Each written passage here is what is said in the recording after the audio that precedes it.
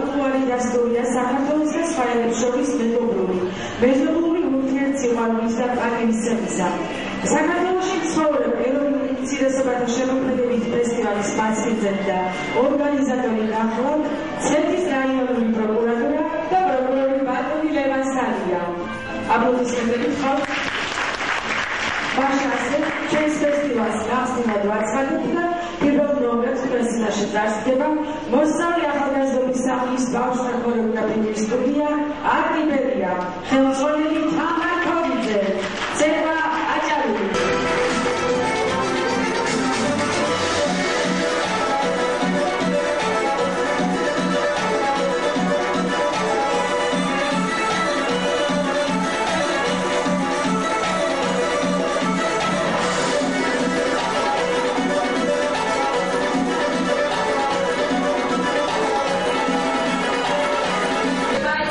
Songs are